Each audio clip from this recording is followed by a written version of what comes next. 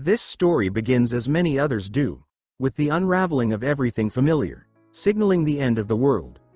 But unlike the tales of a single catastrophe, this was a convergence of crises. A pandemic swept through, wars raged, economies crumbled, and food became scarce. Yet, these harbingers were only the beginning. The real devastation arrived with the emergence of strange, game-like creatures, monsters, that threatened to wipe humanity off the map. What followed was something straight out of a novel. Amid the chaos, individuals with extraordinary abilities, later called metahumans, began to appear. 3 days into the mayhem, we find a young man lounging in his small apartment, eating chips and sipping soda as though it were an ordinary lazy Sunday. In its own way, this scene is a glimmer of hope. It suggests that life, fractured as it may be, hasn't completely ended. But his isolation weighs heavily. Alone in this 100-square-meter apartment, he can't escape the emptiness left behind. His parents, grandparents, they're all gone now. This home, once a testament to his father's determination, now feels like a relic of another life. His father had purchased the place with a hefty bank loan of 200 million won, pouring in every penny of the family's savings to cover the rest. It was a gamble to secure their future, tied to a government policy requiring someone to live there for 2 years to qualify for tax benefits. That someone turned out to be him, and so, he stayed, fulfilling the obligation, even as the world outside fell apart. Now, with no internet to connect him to what's left of humanity, the weight of loneliness settles in. But just as despair threatens to take hold, a deep, guttural roar echoes through the air, shaking the ground beneath him. He glances up and freezes. A monster is gliding toward his apartment, its jagged maw wide open, aiming straight for him. The sight of the creature sends his mind reeling. It's massive, grotesque, and undeniably lethal, and it's about to make him its next meal. As panic grips him, something unexpected happens.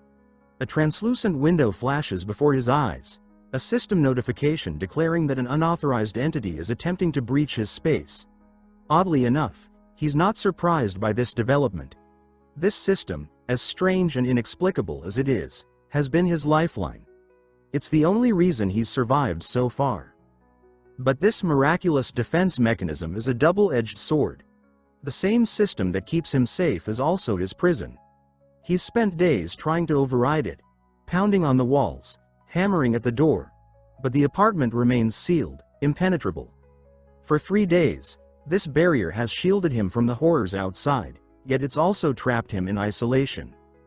As the system window flashes, labeling him the ultimate shut-in with maddening certainty, frustration boils over. He didn't choose this, and now he's saddled with some ridiculous title like it's a badge of honor. Powerless and confined, he feels like a pawn in a game he never agreed to play. Worse still, the cracks in his fragile survival plan are beginning to show. The electricity went out yesterday, and his food supplies are dwindling. The fridge's side dishes are almost gone, leaving him with just a few packets of ramen. Hunger is a gnawing reminder of how close he is to the edge. Then, another system notification chimes. It announces that he's hunted a creature called a calican and earned experience points in the process. His skill level has also increased. Bewildered, he peers out the window and spots the lifeless body of the monster sprawled outside. Goblins have already descended upon it, tearing into its flesh with manic glee. He stares in disbelief. Somehow, without even lifting a finger, he's defeated the creature.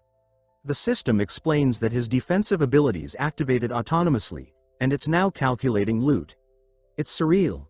This isn't a victory he planned, yet here he is, gaining skills and experience like a reluctant protagonist in some bizarre game. Suddenly, guttural roars fill the air. The goblins, having devoured much of the monster, seem enraged as the remaining flesh begins to vanish. The system is absorbing the body, claiming it as part of its loot calculation. Moments later, a notification appears. Loot distribution complete. His reward? Approximately 2.2 million won. At that exact moment, the lights in the apartment flicker back to life. Electricity is restored, cutting through the oppressive darkness of the past day. He blinks, caught between relief and disbelief. For now, he's alive, but the game he's trapped in is only just beginning. The system window expands, revealing new details about his abilities. His first new skill, House Declaration, level 3, is a passive one. No one can enter the apartment without his permission. Another skill follows, Dignity Preservation level 1, which restores half of the apartment's basic functions to maintain his standard of living. His wallet is also maxed out, showing a balance of 2.2 million won. The sight of the power being restored fills him with uncontainable joy. He dashes to the fridge and flings it open. It's humming softly, back in operation. He checks the taps, and water flows freely. The electric stove is functional too. Overcome with emotion, he lets out a shaky laugh, tears of relief streaming down his face. For a brief moment, it feels like the world hasn't completely crumbled after all. Hope surges within him, and he grabs his phone to check for a network connection. But his excitement quickly falters. There's still no signal. The disappointment stings, but something catches his eye. A small USB drive lying on the floor. Curious, he picks it up and plugs it into his computer. What he finds leaves him speechless. The drive contains a series of videos, memories his parents had recorded, clips of his childhood, milestones from his life, and small, everyday moments flash across the screen. His chest tightens as he watches, each memory a bittersweet reminder of what he's lost. The longing to see his family again overwhelms him. He clenches his fists, silently vowing to bring them back to this apartment, no matter what it takes. Determined, he rises, ready to act, but before he can do anything, another system notification interrupts him. It announces a new feature, the ability to purchase items at their original prices through the system store. Intrigued, he clicks on the store icon. The interface shows his balance and offers a listing of items for sale. The connection between the system and his wallet is strange, but he brushes the thought aside for now. Eager to feel a sense of freedom, he walks to the balcony window and slides it open.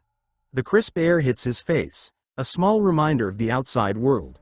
But before he can step out, a warning flashes. You cannot leave the house. He sighs, unsurprised.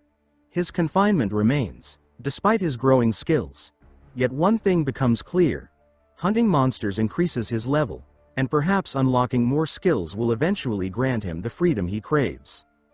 The problem, of course, is how to hunt monsters. His encounter with the Calican was pure luck, and he can't rely on chance alone. But as he gazes out the window, an idea strikes him.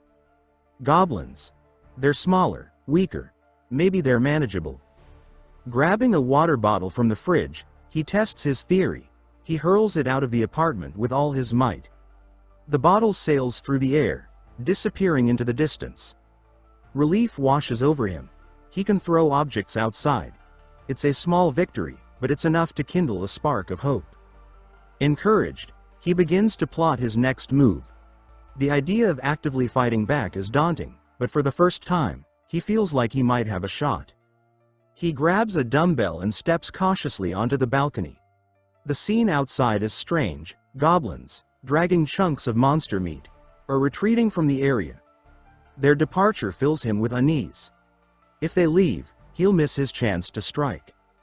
Without much thought, he hurls the dumbbell with all his might. It soars through the air but lands short, hitting the dead monster's body instead of a goblin. The noise catches their attention, and the goblins immediately snap their heads toward him. His heart pounds as they spot him, their expressions twisting with fury. Sweat beads on his forehead as panic sets in. He only has one dumbbell left and doesn't want to waste it. He scans his apartment desperately, but there's nothing heavy enough to throw. Certainly not a TV or computer. Meanwhile, the goblins grow increasingly agitated, snarling and glaring at the source of the disturbance. Then, something unexpected happens. The goblins charge toward the building, their rage boiling over. Oddly enough, this turn of events works in his favor. With the goblins now closer, he has a better chance of hitting them. His pulse steadies as an idea strikes him. He remembers the store option in the system. Quickly pulling up the panel, he navigates to the list item feature and selects the dumbbell. The system scans it and confirms the dumbbell is now available for purchase in the store. for the exact price he'd paid online before the apocalypse, 17,001 won. Relief washes over him as he realizes the system mirrors the pre-apocalypse market rates. He immediately buys 2 more dumbbells, and the transaction completes with a flash of blue light. The new dumbbells materialize in his apartment, glowing faintly. His excitement bubbles over, and he can't help but shout with joy. Grabbing one of the new dumbbells, he takes aim and hurls it with precision. It smashes into the head of a goblin, dropping the creature instantly. The system chimes, rewarding him with experience points and 3,001 won, which is promptly added to his wallet. A thrill courses through him as he watches the goblins below panic. They freeze momentarily, stunned by the sudden loss of their comrade. Before they can regroup, he throws another dumbbell. This time, however, the goblins scatter, scrambling to avoid the flying weapon. The dumbbell crashes harmlessly into the ground. Though his second throw misses, the goblin's terror is clear. He's found a way to fight back, and, more importantly, a way to survive. The shut-in scowls, frustrated at missing his target. Determined to make up for it, he spends more money and purchases 3 additional dumbbells. Without hesitation, he hurls them one by one. This time, he scores a direct hit, taking down a level 6 goblin. The system chimes, notifying him of his rewards. A small sum of cash, increased skill levels, and a brand new ability. His curiosity piqued, he opens the details for the ability. It's a storage skill, granting him access to an alternate dimension where he can store items. Thrilled, he tests it out by placing a dumbbell into storage. The system processes his command, and the dumbbell begins to pixelate before disappearing. A confirmation window pops up, listing the item as successfully stored. Excited, he immediately tries summoning it back. To his amazement, the dumbbell materializes in his hand. His mind races with possibilities, a mischievous grin spreading across his face. Brimming with ideas, he purchases more dumbbells, storing each one methodically. When he's ready, he opens the storage and commands the release of all stored dumbbells at once. Like a modern-day Gilgamesh, he rains down a storm of weights on the goblins below. The goblins freeze in terror, unable to comprehend the onslaught. Dumbbells crash down, striking goblins left and right. As the chaos subsides, the system tallies his rewards. Experience points and a total of 54,000 won. With his newfound wealth, he turns to the store again. He lists 10 items, prioritizing essentials like groceries and other necessities.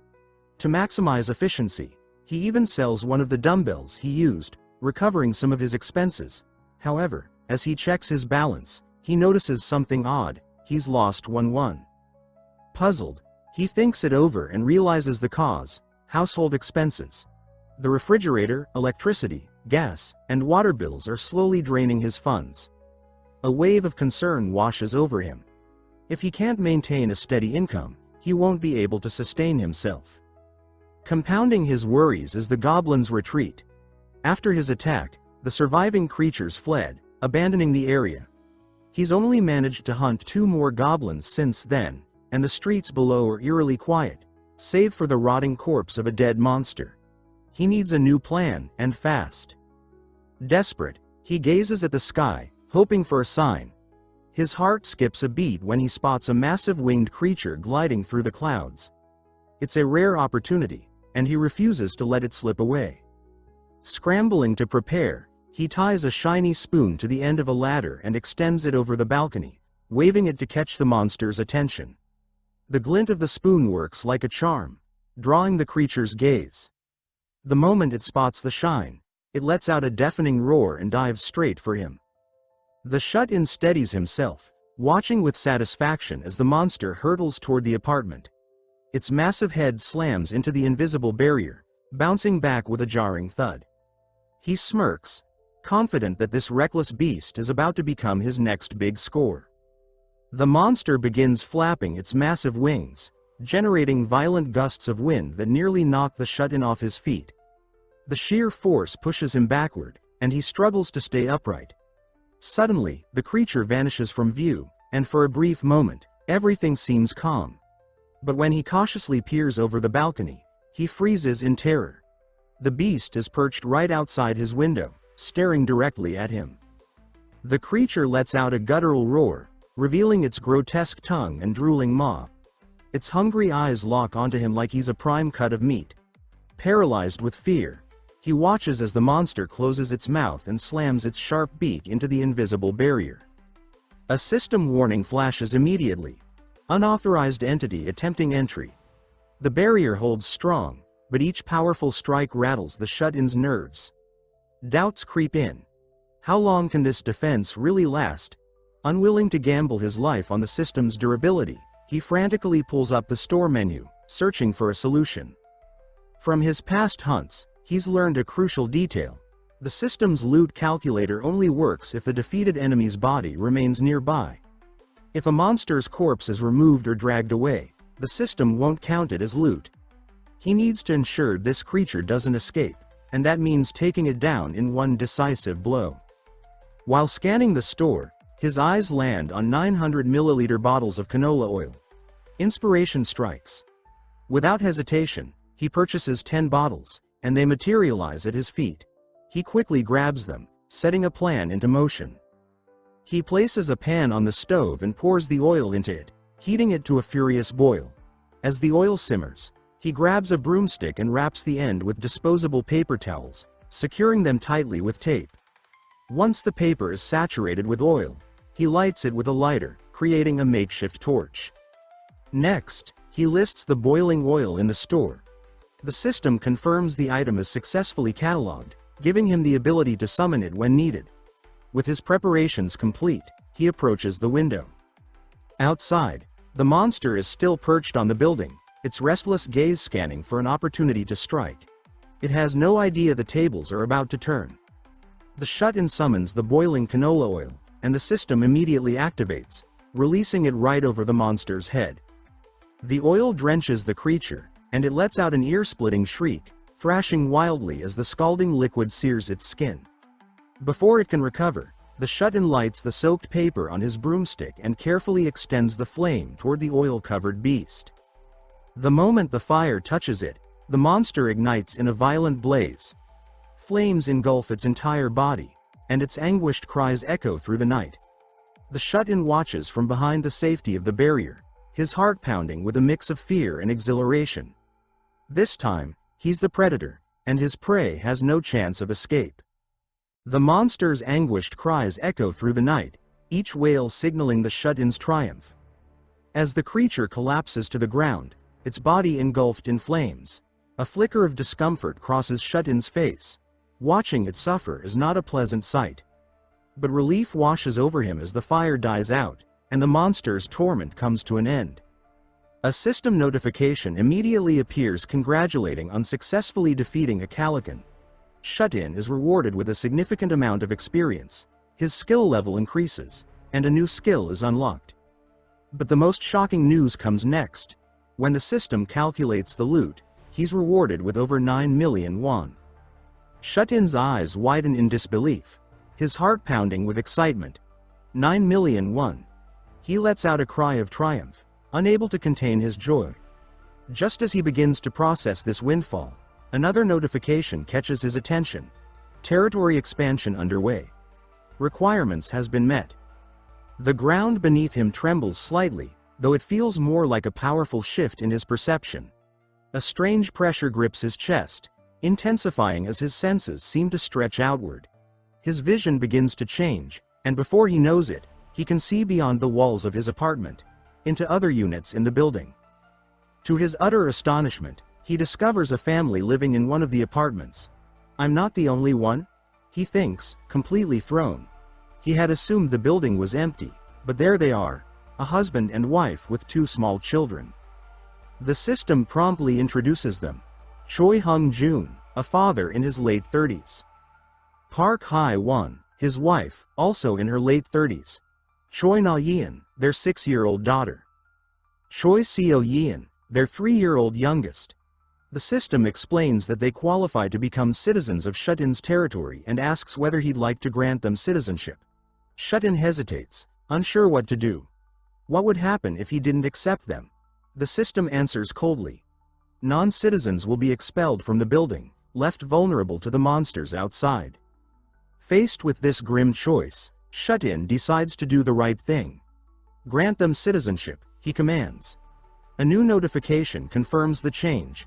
Choi Hung-jun, Park Hae-won, Choi Na-yeon, and Choi Seo-yeon have been granted citizenship. For the first time, Shut-in feels a sense of responsibility, and perhaps even pride. He's no longer just a lone survivor. He's a protector, a ruler. Encouraged by this newfound role, he dives into the system to explore any skills or benefits tied to citizenship. The system reveals a new passive skill, Ruler's Declaration. This skill ensures that no one can enter his territory without his express permission. Another feature catches his eye, Citizenship Management.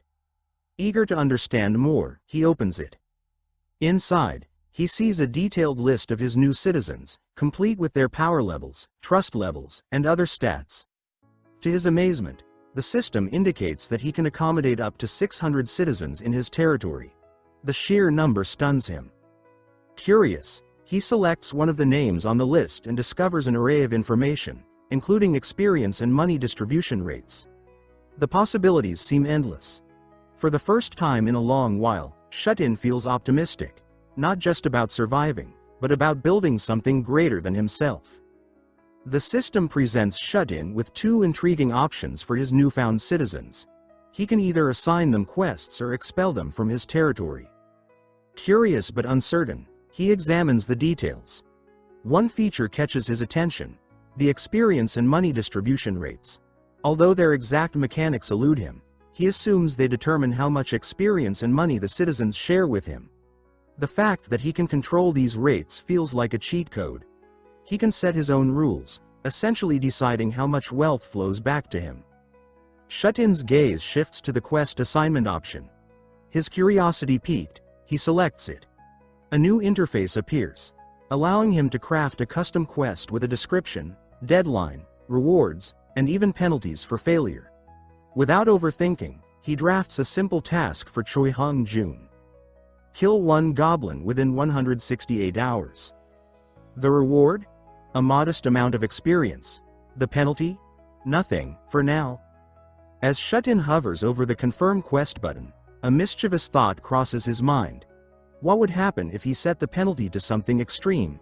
Testing the system's limits, he changes the penalty to death upon failure. To his shock, the system accepts the condition without hesitation. Shut-in freezes, his finger hesitating on the Confirm button. The realization that he could wield such absolute power over his citizens sends a chill down his spine. Troubled, he cancels the quest, and the system silently removes it from the queue. The revelation of this dangerous authority unsettles him. The idea that he could dictate life and death with the mere tap of a button is overwhelming. Shut-in takes a moment to steady himself, shifting his focus to one of his newer skills, Ultimate Eyes. Activating it, his vision expands once more, allowing him to observe the world in vivid detail. His gaze locks onto the Choi family. From his elevated perspective, he watches a tense exchange between Hung-jun and Hae-won. Their children are thirsty, pleading for water, and the desperation in their voices tugs at Shut-in's heart. Hung-jun reassures his wife, promising to retrieve water from a nearby convenience store. But Hae-won is understandably terrified. The streets are crawling with monsters, and the risk is far too great. She begs him to reconsider, pointing out that the store might already be looted. Yet, the children's needs leave Hung-jun with no choice. He promises to return quickly, his voice heavy with resolve. Though reluctant, Hae-won lowers her head, silently granting her husband permission to go. Shut-in watches the scene unfold with a sense of helplessness. For the first time, he fully grasps how dire the situation is outside. When the tension becomes too much, he deactivates his skill, snapping his focus back to his apartment. Sitting on his bed, Shut-in opens the system interface, determined to find a solution. He scans his skills and notices that all 3 storage-related abilities are still at level 1. The good news? They can be upgraded with points, and he currently has 3. For the first time in a long while, Shut-in feels like he can make a difference, not just for himself but for those around him. With a deep breath, he begins planning his next move.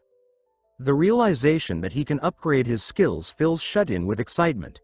When the system prompts him to level up the ultimate Shut-in store, he doesn't hesitate. With a single confirmation, the system window glows a soft blue, announcing the upgrade to level 2. The benefits are immediate. The number of items he can list doubles to 20, and a 10% discount is applied to all prices. A grin spreads across Shut-in's face as he takes in the newfound potential of his store. With 2 points remaining, he carefully considers his next steps. After some thought, he decides to invest 1 point to further upgrade the store and the other into the dignity preservation skill, reasoning that with more citizens potentially joining him, it's wise to prepare. He upgrades the store to level 3, unlocking the ability to restore old or worn-out items to their original state. The number of listable items also doubles again, reaching 40. Thrilled by this newfound capability, he opens the store and purchases essentials like Sandasu water and Jeju tangerines to test it out. Next, he turns his attention to upgrading the dignity preservation skill. Once at level 2, he unlocks the ability to register vassals, though he has no idea what this entails. Regardless, the idea of offering his neighbors basic necessities like water and electricity in exchange for their cooperation starts forming in his mind. A plan begins to take shape. Meanwhile, in another part of the building, Hyungjun prepares to leave his apartment to provide for his family. His wife, Hai-won, watches him with trembling hands, torn between her fear for his safety and her trust in him. Their 2 daughters cling to him, their small voices pleading for him to stay. "Don't worry," he says gently, patting their heads. "I'll be back soon with food and water. Be brave, okay? Protect the house while I'm gone." But his reassurances can't calm their terror. One of the girls bursts into tears, reminding him of the monsters lurking outside. Her cries take him back to that fateful day, a memory seared into his mind. In the memory, the 2 girls are playing joyfully at the park, laughter ringing through the air. But the peace is shattered by the sudden appearance of goblins, flooding the streets with chaos. The girls freeze in fear as the creatures advance. Instinct takes over. The older sister grabs her younger sibling's hand, and they run as fast as they can. Suddenly, their father scoops up the older girl while their mother grabs the younger one. Together, the family sprints toward safety, narrowly escaping the nightmare. The memory fades, but the dread lingers, leaving Hyungjun hesitant as he stands at the threshold of his apartment. He doesn't want to leave his daughters again, not after that day. But there's no choice. As a father, he has to protect his family, even if it means risking his own life. Suddenly, the sound of the doorknob rattling snaps everyone to attention. The girls huddle behind their mother, eyes wide with fear.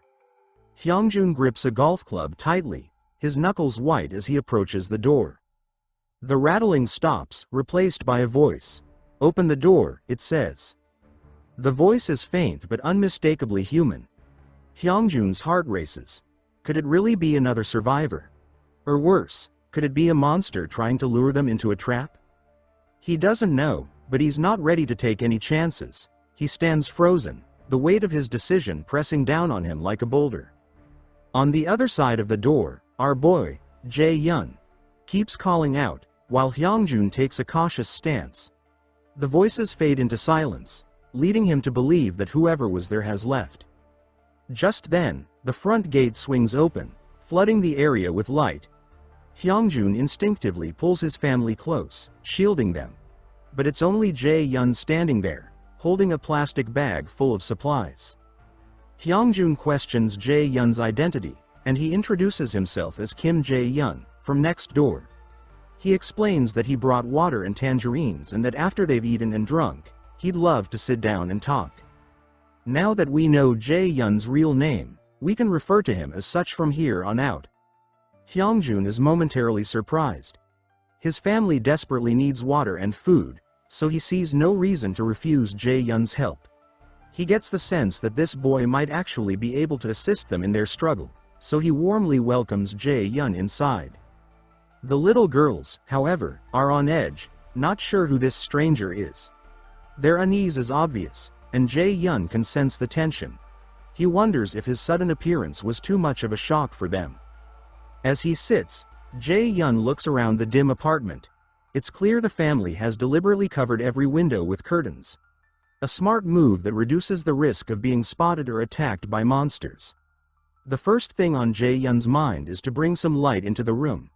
He concentrates, and suddenly, the room lights up. Hyungjun is surprised to see the lights come on, and Jae-yun quickly pulls out a bottle of water, urging him to give it to the children. The thirsty girls eagerly gulp down the water, savoring each satisfying sip. The younger girl, Seo Yeon, even chokes a bit from drinking too fast. Once they're done, Jae-yun offers them something else, a tangerine. Seo Yeon's eyes light up at the sight of the sweet, juicy fruit. Her mother peels it for her, feeding it to her piece by piece. The burst of sweetness makes Seo Yeon's cheeks tingle with joy. Her mother asks if it's good, and Seo Yeon nods eagerly, barely able to contain her excitement. The older sister, Na Yeon, eagerly asks for a tangerine too. Once she bites into it, her reaction is pure joy, sweetness spreading through her senses. Meanwhile, Jae-yun receives notifications from the system. The trust levels of the entire family toward him have increased. Seo Yeon's trust has blossomed to 50, unlocking her loyalty stat, which has now also surpassed 30. The system notifies Jae-yun that Choi Seo Yeon meets the criteria to be registered as a vassal and has even reached level 2. He pauses for a moment, reflecting on the significance of this development. Although she qualifies, he can't help but notice how young she is. Unlike regular citizens, he has the capacity to register only up to 10 vassals, and they need to be able to carry out orders at least at the level of Choi Hyungjun. While Seo Yeon's trust in him has soared, her father's trust level remains at 31. Since Hyungjun is a pivotal figure in the family, Jae-yun understands he must work on building that trust further. Just then, Hyungjun calls out to him, expressing heartfelt gratitude for the kindness he has shown to his family. He admits he wishes to repay the favor but is unsure how. In response, Jae-yun suggests they step into the corridor for a more private conversation. Once outside, Jae-yun casually inquires if Hyungjun has received citizenship. Almost immediately, a system notification appears before Hyungjun, who shares that it was announced to his entire family about 30 minutes ago, confirming their citizenship. Curious, Jae-yun asks if anything peculiar happened during that time. Hyungjun nods, explaining that they felt momentarily immobilized when it occurred. Jae-yun connects the dots, realizing that individuals might be temporarily frozen during the citizenship grant process. Taking advantage of the moment, Jae-yun makes a heartfelt promise to Hyungjun. He vows to do everything in his power to help him reclaim the life he had before the chaos began. Hyungjun is taken aback by this promise. Before he can respond, Jae-yun reiterates his commitment, assuring Hyungjun that he will protect them from monsters and ensure their home remains safe from intruders. Hyungjun isn't entirely convinced of this possibility, prompting Jae-yun to affirm that it is indeed feasible. However, Hyungjun is aware that protection comes at a cost. He directly asks what he would need to do to receive such protection. Jae-yun is straightforward, explaining that there is a risk involved, and it might even cost Hyungjun his life. He then asks if Hyungjun is still willing to proceed. Hyungjun hesitates, weighing the value of his life. Yet, knowing he must protect his family, he gathers his resolve and declares his readiness to do whatever it takes. He continues, mentioning that even before Jae-yun arrived, he had been risking his life to gather food and water for his family. Jae-yun smiles, relieved to find the support he needs. Then, he recalls seeing Hyungjun with a golf club earlier and asks about its price. Hyungjun, puzzled but willing to answer, mentions it cost him around 500,000 won. Upon hearing this, Jae-yun feels a twinge of disappointment, unsure if he should even list the item in his shop given the price. Noticing Jae-yun's reaction, Hyungjun asks why he brought it up. Jae-yun quickly changes the subject, asking if Hyungjun remembers the day the monsters first appeared. Hyungjun's expression darkens at the memory. It was a weekend, a day that still haunts him whenever he thinks back to it. Jae-yun reflects on the past, noting that those who stayed home on that fateful day managed to survive. He considers how a single goblin lacks real strength, with levels lower than that of an adult male. The true danger lies in their tendency to travel in groups. He draws a parallel to humans, who also possess the ability to form alliances. This realization fuels his desire to build his own group of survivors. Turning to Hyung-jun, he shares his plan. They will actively seek out other survivors. With Jae-yun's enticing offer of supplies in exchange for assistance, Hyung-jun's trust begins to grow. Meanwhile, Jae-yun relaxes on his couch, feeling the warmth of this newfound trust. Currently, the children have reached a trust level that qualifies them as potential vassals, but their parents remain more cautious about their neighbor. Jae-yun holds on to the hope that by welcoming more people, he might eventually reunite with his own family. His thoughts are interrupted by a loud shriek from downstairs. He quickly opens his balcony door to investigate and finds just what he needs: other people. A group of young men and women is bravely facing a horde of goblins. Jae-yun longs to help, but he knows it would be a challenge to join them in combat. He watches as the goblins snarl, and one young man steps forward, adopting a perfect pitching stance. With a powerful throw, the young man sends a fastball flying, striking a goblin and cracking its skull. The group's chances of winning have just improved. Jae-yun watches in astonishment. Then, a girl with a bow enters the fray, launching 2 arrows in quick succession. Her skill brings down another 2 goblins, catching the remaining one off guard. Next, a batter leaps into action, landing a decisive blow that obliterates the last goblin. The sight of their allies falling causes the remaining goblins to flee in terror. It's clear this group is highly skilled in monster hunting. However, one of the girls suddenly hears a loud thud from behind and readies her bowstring, anticipating an attack. To her surprise, it's just a ramen packet that has dropped from above. This is Jae-yun's attempt to grab their attention. He waves enthusiastically, urging them to come inside, desperate to get them safely into the building. Though he feels a bit silly flailing his arms, he can't think of a better way to signal them. Just then, his doorbell rings. Hung Jin must have returned from his quest. Outside, Mr. Choi stands nervously, carrying a heavy box. Jae-yun welcomes him, but as Hung Jin tries to enter, he is stopped by an invisible barrier. It seems the system has deemed him unqualified to enter. Jae-yun realizes the barrier likely applies to citizens as well. Only registered vassals may enter freely.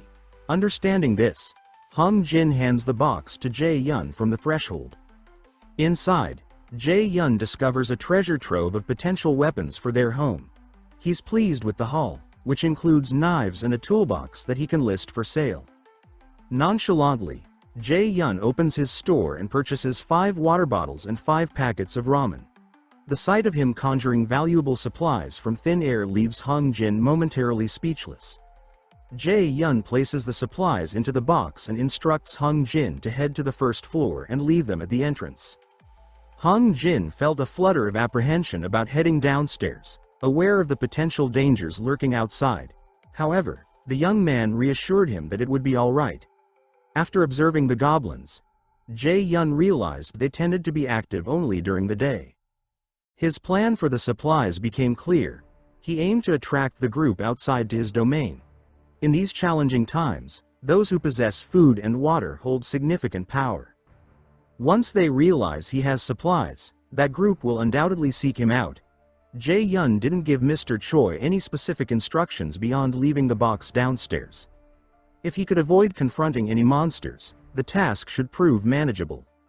Noticing how willing Mr. Choi was to help, Jae-yun felt inspired to do something nice for him.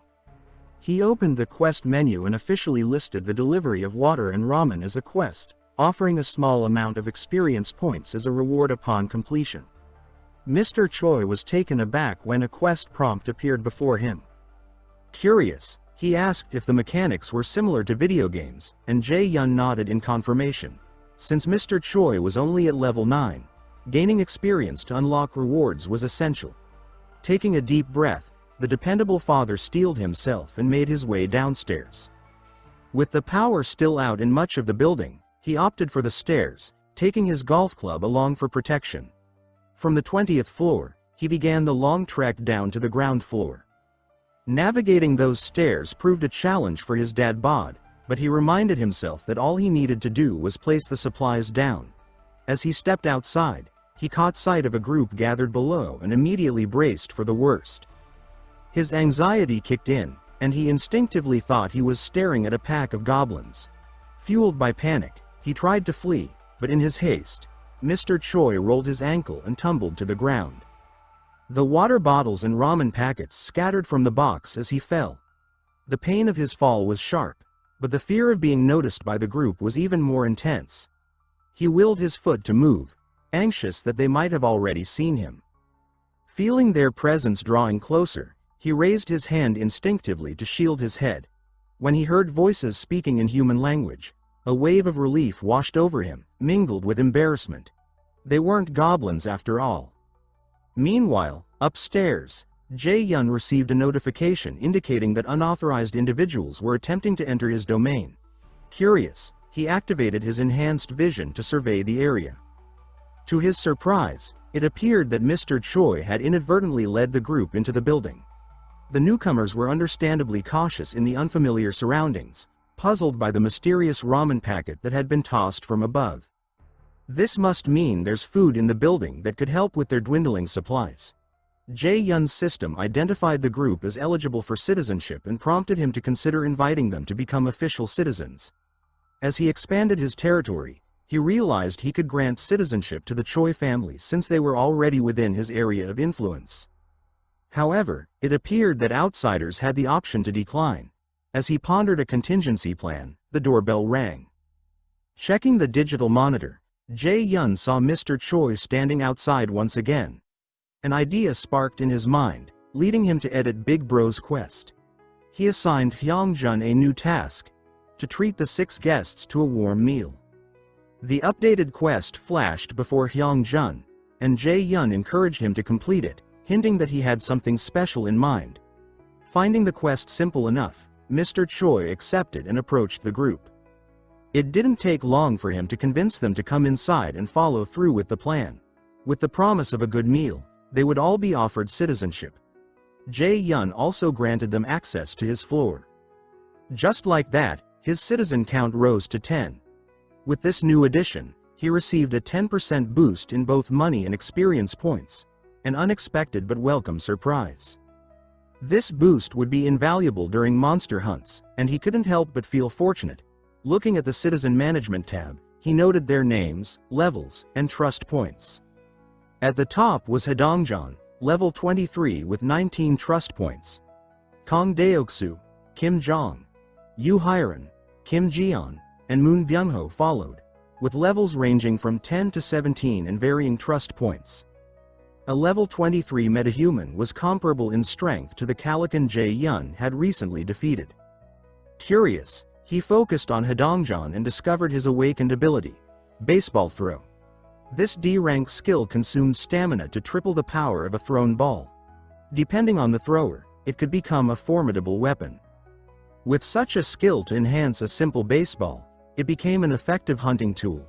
Jae-yun realized he could steadily increase Hedongjan's trust in various ways. For now, he set the experience distribution rate for the 6 newcomers to 70%. By assigning them monster hunting quests, he could passively earn experience and cash while they did the work. It felt almost like playing an auto-hunting game. However, he knew he needed to get to know these individuals better to determine if they would be a good fit. They could be crucial in making his reunion with his family possible. Suddenly, he noticed Hedongjan's trust level rising without any intervention on his part. It wasn't just Hedongjan. Kim Gae-young and Yu Hyran's trust levels increased as well. Mr. Choi was playing the gracious host, welcoming the group into their home. Mrs. Choi rushed in, puzzled by the influx of strangers. Her husband promised to explain everything later, but for now, a decent meal was the priority. Preparing something from scratch would take time, but her cooking was essential for Jae-yun's plan to succeed. After a moment of thought, she accepted the request to cook. The group of young people seemed well-mannered, particularly Hedongjan. As the de facto leader, he asked Mr. Choi for more information about the man named Jae Yun. Mr. Choi admitted he wasn't entirely sure about Jae Yun's background. He knew little beyond the fact that they had been neighbors for some time. He mentioned that Jae Yun was quite intriguing, possessing the ability to restore living conditions in selected areas since the apocalypse began. This only confirmed Hedongjan's suspicion that a metahuman was behind the resources they had encountered. He believed Jae Yun must have an extraordinary ability, allowing him to provide valuable supplies freely. Fortunately, Hedongjan was wise enough not to entertain any reckless ideas. He understood that impressing someone so powerful would be a smart move. Having someone capable of providing electricity, food, and water on their side could be a game changer. In a world where miraculous abilities are both rare and extraordinary, every small comfort feels like a gift. While preparing a meal, Mr. Choi asked the group if they would like to take a shower. At the mention of this long-awaited opportunity to freshen up, the young women immediately brightened, their exhaustion momentarily forgotten. With the power still functional, many of the household facilities could be used without issue. Mr. Choi, smiling warmly, reassured them that there was plenty of warm water to go around. The idea of washing away 3 days of grime and stress felt almost too good to be true. The mention of warm water only heightened their excitement. The Choi household had 2 bathrooms, one in the living room and another connected to the master bedroom. Mr. Choi suggested the 2 women take the first turn, and they looked at him with expressions that could only be described as reverent. Meanwhile, the young men of the group remained hesitant, their unease not entirely diminished. Dongjan, ever observant, couldn't help but study Jaehyun, the enigmatic stranger in their midst. There was something about him, something beyond ordinary. To Dongjan, it was clear. This man was no average survivor.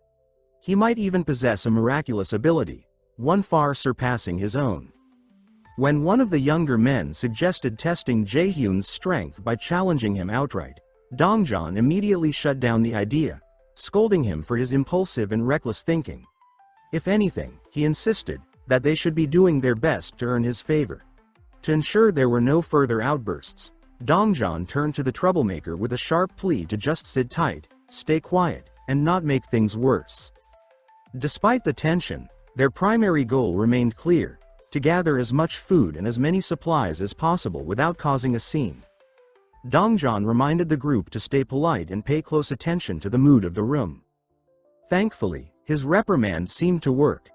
The troublemaker fell silent, though one of the others, Byung-ho, looked visibly uneasy. Noticing his discomfort, Dongjan approached him quietly, apologizing for dragging him into such chaos. Byung-ho tried to dismiss his concerns, offering a weak smile, but his anxiety was evident. Dongjan felt a pang of guilt. This whole ordeal had begun with a simple housewarming invitation, cruelly timed to coincide with the apocalypse. He promised Byung-ho that, as soon as they secured enough supplies, they would head to his grandmother's house together. Byung-ho thanked him for the reassurance, but deep down, he couldn't ignore the sinking feeling in his chest. After 3 days of this nightmare, the chances of his frail, elderly grandmother surviving alone were slim at best. Still, her home was nearby, and the thought of getting there offered him a fragile thread of hope. Dongjan remained optimistic, determined to keep the group united. As long as they worked together, he believed they could reach their destination. But before the conversation could continue, the sound of the front door opening drew everyone's attention. All eyes snapped to the entrance. The air grew tense, as if a predator had stepped into their midst. Dongjian's instincts flared, his hand tightening around the object closest to him, a baseball, ready to be hurled if needed. The suspense broke when Jaehyun appeared in the doorway, plastic bags in hand. His presence was magnetic, a mixture of calm and authority that silenced the group. He had overheard their conversation and, in a voice that carried both strength and reassurance, offered to help with their predicament. In that moment, the group felt an odd blend of fear and relief. Though Jaehyun was a mystery, one thing was certain: his arrival carried a glimmer of hope in this bleak and desperate world. A while later, all of them gathered around a table, The lady of the house apologizes for the lack of space, but Dongjan reassures her since they were the ones who came without notice. Mr. Choi then comes into the room carrying a tray with rice. After getting their portions, the group could only stare wide-eyed at what could be considered a feast in this apocalypse. The wife says bashfully that she hopes that the food she prepared suits their tastes. After gawking at the various dishes presented on the table, they start salivating.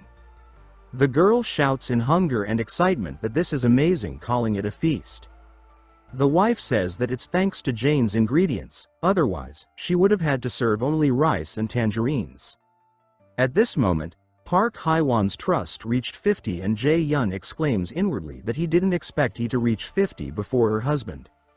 The group then thank them for the meal and finally dig in.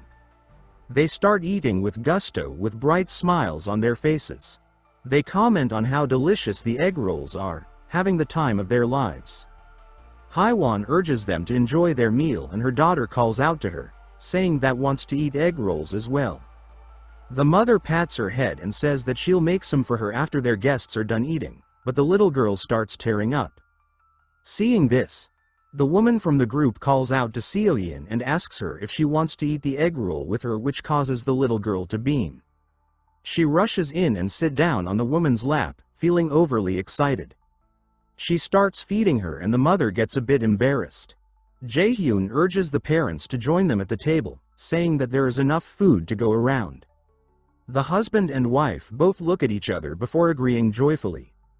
Looking at the bustling dining table in front of him, Jae-hyun thinks that it's been a while since he's had a meal like this.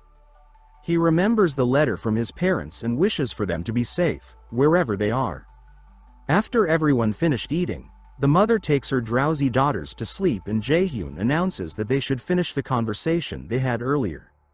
He asks them why they weren't able to go to the grandmother's house despite it being nearby. Dongjan replies that it's because of the goblins roaming around. Jae-hyun asks him to elaborate and Dongjan says that it seems the underground car park of the apartment is good for the goblins to hide themselves. So they decided to make it their nest. Jae-hyun contemplates this information and Dongjan says that they estimate the number of goblins to be at least a few thousand. Jae-hyun thinks that his ability only applies until the 30th floor, that's why the goblins are able to come into the apartment via underground. Dongjan continues saying that they saw that all the apartment's entrances were linked to the underground, so they don't dare to go out. Jae-hyun says that from what he remembers, there should be some side roads and Dongjan agrees, saying that their original goal was to use the side road to go out, but there was a monster that looked even more dangerous than the goblins. This piece of news shocked Jae-hyun and Dongjan continues saying that it looked like a wolf or a bear. The only reason they were able to escape right away was because the beast was busy fighting a group of goblins. Jae-hyun starts thinking and Dongjan says that they don't know for sure because the place was so dark. Jae-hyun says that they can't avoid them forever, so they should act soon. Dongjan agrees but laments their own limits. Jae-hyun asks what he means by limits and the woman says that they use bows and throw baseballs, they'll eventually run out of things to shoot or throw. Jae-hyun says that he can solve that problem for them and asks to take a look at their weapons. They do as instructed and hand his the bow and arrow and baseball. He gets a notification asking if he wishes to list this item and Jae-hyun says yes to list the baseball. After doing that he tries the same with the crossbow. He gets a notification saying that needs to pay 1,530,000 won to list it and he instantly agrees. After finishing, he asks if they all could use bows, but the atmosphere turns awkward and they remain silent. He then orders the system to purchase 5 sets of bows and arrows and tells the group that even if they can't use one, they should take this chance to practice, since they'll be using them from now on. The trust of group increases slightly in seeing the purchased bows. Byung-ho thinks that this is unbelievable. If they work with Jae-yun, they might be able to save his grandma. His trust in particular has increased greatly. Dongjan comments that their speed of hunting will definitely be much faster with these and his friend says that if Jae-hyun can do this, they won't have to put their lives in danger to retrieve arrows anymore. Jae-hyun interjects and says that first thing they should do is to greatly reduce the number of goblins. Dongjan agrees and asks when should they start hunting, to which Jaehyun says that they'll begin the hunt tomorrow. They ask why so soon and Jaehyun replies that the faster, the better. Dongjan tries to say something but Jaehyun declares that they'll definitely save Byungho's grandmother tomorrow. Byungho beams joyfully at this announcement and Dongjan asks how they will achieve that. Jaehyun simply says that they'll use a bait strategy.